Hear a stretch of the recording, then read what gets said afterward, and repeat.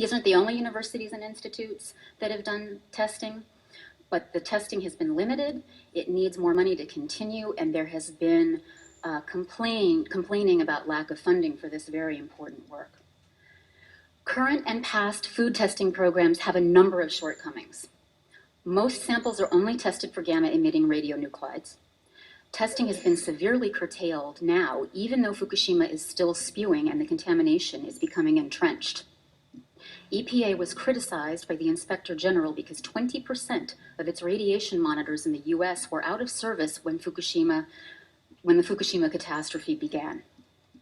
And a very important point, and I want everyone to hear this, sampling a piece of food every once in a while gives you no real idea of the scope of the contamination or the bioaccumulation, and doesn't pinpoint any radiation hotspots that might exist. So in general, testing of US foodstuffs is inadequate. The US limit of 1,200 becquerels per kilogram of just cesium-134 and or 137 is way too high. And it isn't binding, because the FDA can decide to act or not at any level of cesium contamination. So it's exactly like not having a standard at all. Japan, on the other hand, their limit is 100 becquerels per kilogram. Finally, release of info to the public is paltry, if at all. So what have they found so far? California kelp, iodine levels were significantly higher than before Fukushima. They didn't test it for cesium, and they should. They've asked for funding. I don't know if they've got it. I don't know an update on this, but this is important because kelp provides a food source for fish. So there is concern that contamination from the fish that eat the kelp will be concentrated within the fish. Pistachios grown in California were shipped to a Japanese supermarket. The Japanese supermarket tested 18 becquerels per kilogram of cesium-134 and 137. And then they shipped them off their shelf. Was tested and approved for market sale and then recalled, but not before it was fed to Japanese school children. All of this beef could have been sold to the US, and the FDA may not have pulled it. California grass, 14 becquerels per kilogram, cesium-134 and 137. Grass, like kelp, is the beginning of a potential biomagnification chain which could concentrate cesium in cattle, for instance. And as Berkeley put it on their monitoring site, for understanding the time dependence of food chain results, the grass and soil is what to look at. Green tea, 162 kilograms of it shipped to France from Japan and rejected because of this level of contamination, 1,038. The US recommendations would have accepted this. Bluefin tuna swam all the way across the Pacific and reached the California coast, retaining cesium-134 and 137. Canada's cesium limit is apparently 1,000 becquerels per kilogram of cesium. And news reports expressed concern that they will import very contaminated fish from Japan. It is a concern that the US should also share. They were also concerned because contamination was higher in 2012 than it had been in 2011. And this fits with cesium's tendency to biomagnify, but we will have to stay tuned, and we should keep measuring ocean fish from the Pacific for cesium. Because of the tendency to biomagnify, in general, we need more testing, and we need to think about how to test over a longer time frame, not just a few years. So how should we think about these contamination levels, and how low should we attempt to make cesium contamination in our food? Remember two things. There's no safe level of radiation. Every exposure does carry some risk, no matter how small. And two, cesium-134 and 137 did not exist in nature before we created and released them. This graph is from ICRP Report 111. ICRP stands for International Commission on Radiological Protection. They recommend how much exposure is okay for humans. Governments follow these recommendations when setting standards. This graph shows us even what are considered very small amounts of cesium when ingested routinely can build up to unexpected levels in the body. So it specifically shows that after about 3 years, ingesting 10 becquerels per day of cesium-137 can cause a buildup to over 1,400 becquerels total cesium-137 in your body.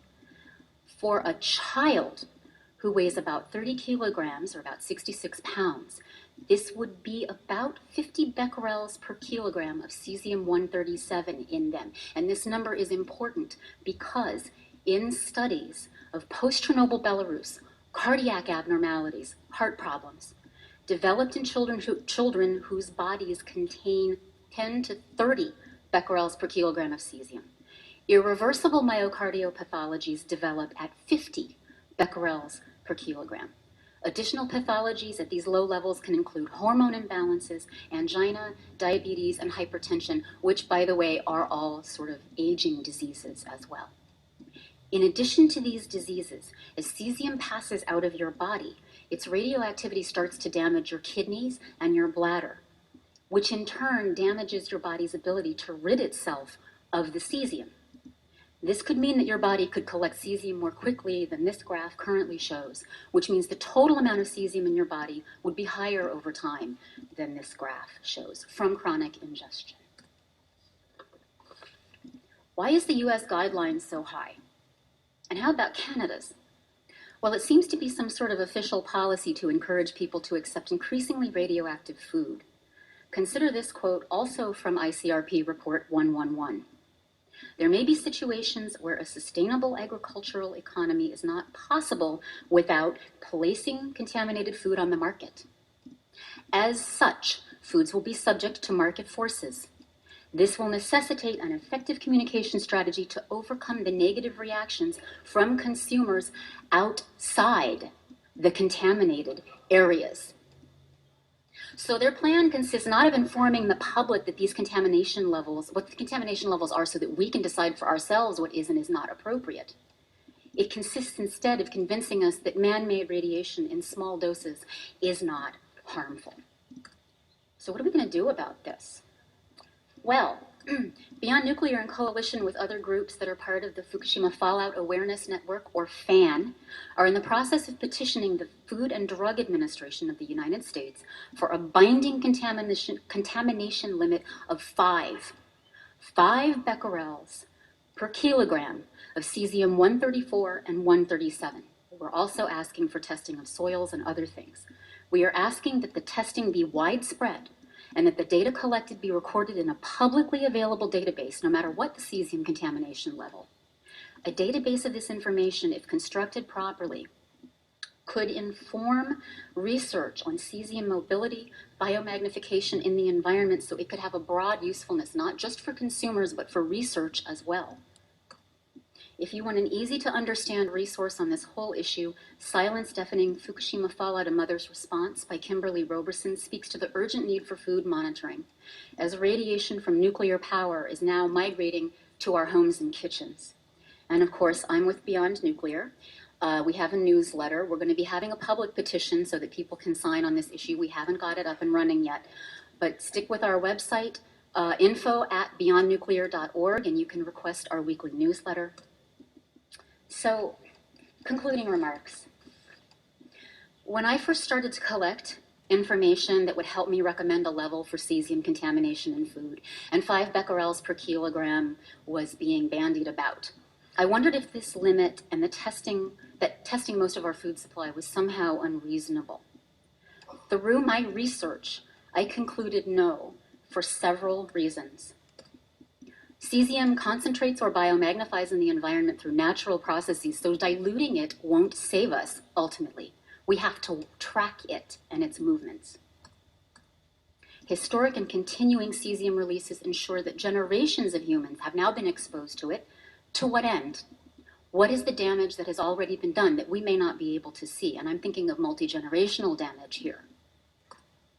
Belarus studies show damage at very low levels in children, and ICRP admits that even small amounts of cesium can bioaccumulate in our bodies to this level.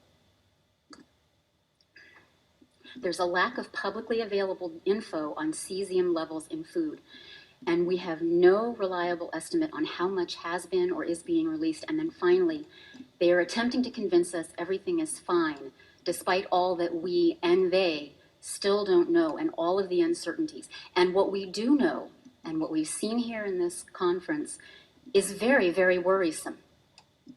So it isn't just a question anymore of which catastrophe or routine release is to blame for what cesium contamination or any contamination. It's a question of the totality of the radioactive contamination and the damage occurring from it across generations. And cesium is only one of very many radioactive isotopes released. So looking at this evidence, I am now thinking that 5 becquerels per kilogram might still ultimately be too high, but it is a good start to get a handle on what is contaminated, what isn't, and how we move forward. Thank you. Excellent report.